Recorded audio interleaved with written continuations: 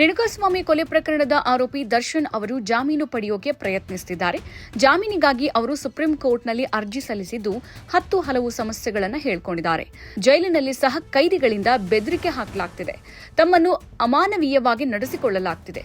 ನಿಯಮ ಮೀರಿ ತಮ್ಮನ್ನ ಕ್ವಾರಂಟೈನ್ ಸೆಲ್ನಲ್ಲಿ ಇಡಲಾಗಿದೆ. ಇದರಿಂದ ಮಾನಸಿಕವಾಗಿ ದೈಹಿಕವಾಗಿ ಹಾನಿಕಾರಕ ಪರಿಣಾಮವಾಗ್ತಿದೆ ಅಂತ ಜಾಮೀನು ಅರ್ಜಿಯಲ್ಲಿ ದರ್ಶನ್ ಅವರು ಕಷ್ಟ ಹೇಳಿಕೊಂಡಿದ್ದಾರೆ.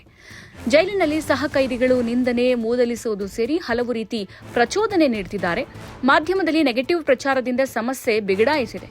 ಜೈಲಿನಲ್ಲಿ ಇತರೆ ಕೈದಿಗಳಿಗಿಂತ ತಾರತಮ್ಯ ಮಾಡಲಾಗ್ತಿದೆ. ಕುಟುಂಬದವರ ಭೇಟಿಗೆ ಸಮಾನ ಸಮಯ ನೀಡ್ತಾ ಇಲ್ಲ. ಆಹಾರ, ಬಟ್ಟೆ, ಹಾಸಿಗೆ ಪಡೆಯೋಕೂ ಬಿಡ್ತಿಲ್ಲ. ಜೈಲು ಸೆಲ್ನ ಕಾರಿಡಾರ್ನಲ್ಲಿ ಮಾತ್ರ ವಾಕ್ ಮಾಡೋಕೆ ಬಿಡ್ತಿದ್ದಾರೆ.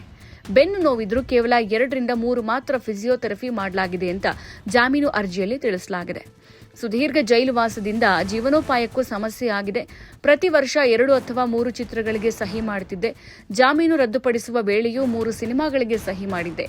ಕೆವಿಎನ್ ಪ್ರೊಡಕ್ಷನ್ಸ್, ಮೀಡಿಯಾ ಹೌಸ್ ಸ್ಟುಡಿಯೋಸ್ನ ಸಿನಿಮಾಗಳಿಗೆ ಸಹಿ ಮಾಡಲಾಗಿತ್ತು. ನಿರ್ಮಾಪಕರು 6 ಕೋಟಿ ರೂಪಾಯಿ ಬಂಡವಾಳ ಹೂಡಿದ್ದಾರೆ. ಜೈಲು ಸೇರಿದ್ರಿಂದ ಸಿನಿಮಾ ನಿಂತು ಹೋಗಿದೆ ಅಂತ ದರ್ಶನ್ ಸಮಸ್ಯೆ ಹೇಳಿಕೊಂಡಿದ್ದಾರೆ. ಹೊಸ ಚಿತ್ರಗಳನ್ನ ಕಳೆದುಕೊಂಡಿರುವುದರಿಂದ ನಷ್ಟ ಆಗಿದೆ. ಸುದೀರ್ಘ ಜೈಲುವಾಸವು ವೃತ್ತಿ ಜೀವನಕ್ಕೆ ಮರಣಗಂಟೆಯಾಗಲಿದೆ. ವೃತ್ತಿ ನಡೆಸುವ ಮೂಲಭೂತ ಹಕ್ಕಿನ ಹರಣವಾಗಲಿದೆ. 262 ಸಾಕ್ಷಿಗಳ ವಿಚಾರಣೆ ಆಗಬೇಕು ಅಂತ ಆರೋಪ ಪಟ್ಟಿ ಸಲ್ಲಿಸಲಾಗಿದೆ. 8 ತಿಂಗಳಿನಿಂದ ಕೇವಲ 10 ಸಾಕ್ಷಿಗಳ ವಿಚಾರಣೆ ಮಾತ್ರ ಆಗಿದೆ. ಶೀಘ್ರದಲ್ಲಿ ಸಾಕ್ಷ್ಯ ವಿಚಾರಣೆ ಮುಗಿಯುವ ಲಕ್ಷಣಗಳಿಲ್ಲ.